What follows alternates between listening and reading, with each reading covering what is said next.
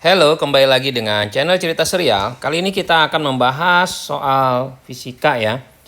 Nah, di sini ada soalnya, yaitu pada suhu 10 derajat Celcius, gelas kimia diisi dengan volume 200 cm kubik ya, penuh dengan raksa. Jadi di sini kita diketahuinya itu kita bisa tulis bahwa ada suhu yang mula-mula T1 ya. Ini adalah 10 derajat. Terus volumenya kita anggap aja ini V apa nih? V0 aja ya. V0 itu volume mula-mula gitu ya. Volume mula-mulanya 200 cm kubik. Kemudian dipanaskan hingga 100 derajat Celcius, berarti T2. Nah, T2-nya ini 100 derajat Celcius. Ini juga Celcius ya.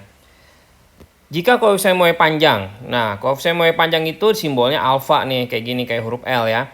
Ini adalah 0,0009. Nah, per derajat Celcius biasa satuannya ya. Nah, ini kita bisa buat menjadi pangkat. Jadi kayak gini nih, 9 kali 10 pangkat min 4. Dari mana? Ini kan 1, 2, 3, 4 nih di belakang koma. Jadi 9 kali 10 pangkat min 4 per derajat Celcius. Oke? Dan koefisien muai volume raksa. Wah, berarti ada koefisien muai volume itu lambangnya ini nih, gamma ya, kayak huruf J gitu ya. Gamanya 0,00018 itu sama aja, jadi kita buat 18 saja dikali 10 pangkat 1, 2, 3, 4, 5 ya, 10 pangkat min 5.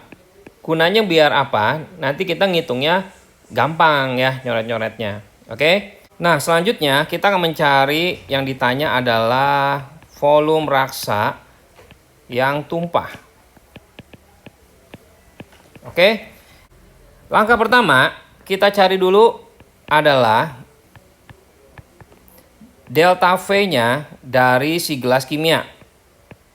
Ya, delta V gelas, rumusnya itu V0 dikali gamma dikali delta T.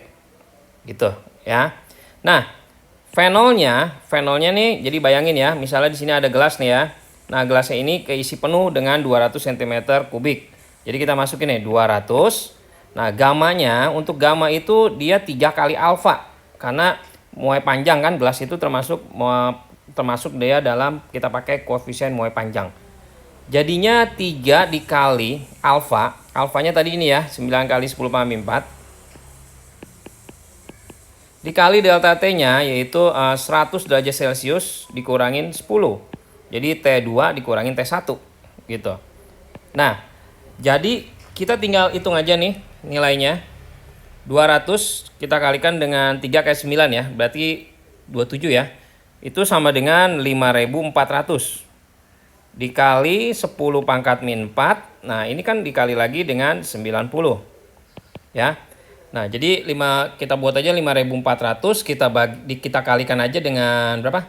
90 ya. Kemudian kita bagi 10 pangkat min 4. 10 pangkat min 4 itu dibagi 10.000. Jadi jawabannya adalah 48,6 cm kubik. Ini untuk delta V si gelas.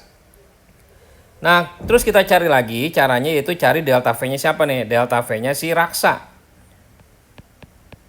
Delta V raksa itu sama V0 kali gamma kali delta T. Nah, V0-nya karena dia terisi penuh, berarti kan volume mula-mulanya ini berarti sama ya, jadi 200 juga. Cuma gammanya langsung aja dikasih tahu kan, ini gamma raksa di sini ya. Raksa itu termasuk muai ruang, makanya kita gammanya nggak usah dikali 3 ya. Langsung nih 18 kali 10 pangkat min 5 ini gamma raksa. Kalau gelas itu dikasih taunya kan koefisien muai panjang. Kalau mau mencari gammanya itu harus dikali 3. Itu rumusnya begitu ya. Delta T-nya sama 100 dikurangin 10. Oke. Nah, selanjutnya kita tinggal hitung 200 dikali 18, ya kan? Jadi sama dengan 3600 dikalikan 10 pangkat min 5 dikalikan 90. Nah, berarti 3600 kita kalikan aja 90. Terus kita bagi dia 10.000 ya. Sama ya kayak tadi ya. Jadi 32,4 cm kubik.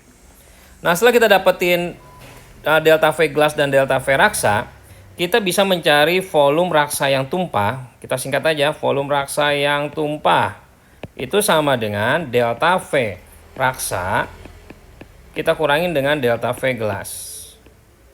Ya. Nah, cari volume reaksan tumpah ini, kita bisa langsung kurangin delta V-nya ini kalau volumenya sama volume mula-mulanya. Jadi kan volume mula-mulanya 200 nih. Yang si raksa kan diisi penuh ya. Jadi kalau diisi penuh tuh boleh kita pakai rumus cepatnya, langsung aja cari delta V-nya. Terus kita kurangin aja, ya kan? Nah, jadi 48,6 dikurangin 32,4 cm kubik nih ya. Nah, yang harus kita lihat, yang namanya tumpah, pasti cairannya harus lebih besar angkanya. Dan ini terbukti ya, tadi kita udah ngitung ya, bahwa raksanya lebih besar ya. Jadi kita kurangin aja ya, 36, berapa tadi? 48,6 ya. 48,6 dikurangin 3,4. 32,4 ya.